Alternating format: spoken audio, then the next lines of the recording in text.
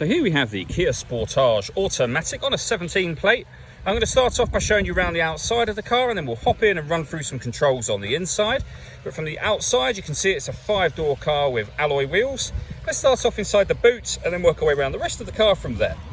So as we approach the boot, you can see we have reversing sensors, plenty of boot space as well, along with that 60/40 split folding rear seat. The car also comes with this vinyl cargo liner, and then underneath this section, a space saver spare wheel. Okay, so we're just going to work our way back round to the front of the car, and then we'll hop in and run through some controls on the inside. But now that we've done a full circle of it, you can see it's in excellent condition the whole way round. Just briefly before we climb in, I think it's well worth seeing the interior from this exterior point of view. You get full leather seats. There's plenty to run through on the dashboard, so let's hop in and we'll do that right now. Okay, now that we're inside the car, we're going to start with the dials. On the left-hand side, we have the rev counter, and on the right-hand side, the speedometer and fuel gauge. We have a digital readout for the speedometer in the middle, although you can change the information that's displayed there using controls on the steering wheel should you wish to. And there's various menus available, from your trip computer to satellite navigation, lane assist, your audio menu, tyre pressures, user settings, and then back round to the beginning again. At the bottom of that section, you'll see the total miles of this car, which are 13,333.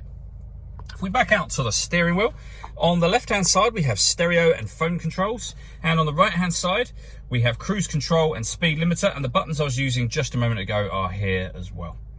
Over in the center is where you will pair your phone, amongst other things. Those other things, of course, are your music. So on the radio menu at the moment, you can see we have DAB, FM and AM radio. You can go back out to all menus, and this is where you can access your radio. You can listen to your own music as well. You can connect up an auxiliary device and a USB device. This car also has Android Auto, which you see being shown at the bottom, and Apple CarPlay as well. So plenty of ways to listen to your music. We also have satellite navigation. There's a full video that shows how that works that you can find on our website and also on our YouTube channel as well. And if we put the car into reverse, you'll see we have a full color reversing camera with guidelines showing you what direction the car is headed in relation to the image you see on the screen. Working our way down, we have the dual zone climate control, so you can adjust the passenger temperature, the driver temperature, the fan speed up and down. From here, you can determine where you'd like the air to be distributed. You can turn the air conditioning off, back on again, or hit auto, and the car will do all of this work for you to maintain the temperatures you've asked for.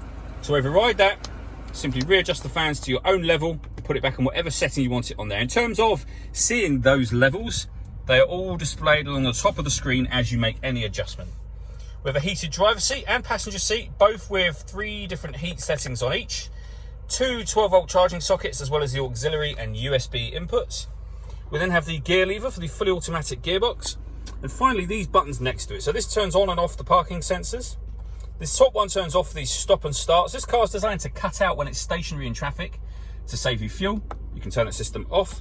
And these two, I'll show you up on here. Starting with the top one of those, you can see that Sport has just come on within that rev counter section. That's to let you know that you've put the driving mode for this car into Sport. Press that button again.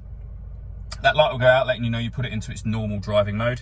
And then we have a button to turn on downhill brake control. You can see it says that there. Press that same button to turn it off again. The last thing I want to talk about is the panoramic glass roof on this car. You can see the sunblind is closed at the moment. There's a button up here. If we give that a push, the sunblind will start to open up, and that front section will open up as a full-size sunroof as well. All that leaves me to say is thank you for taking the time to watch this video. If you'd like to come and see the car in person and have a test drive, please feel free to call any of our MJA sites. We'd love to hear from you soon.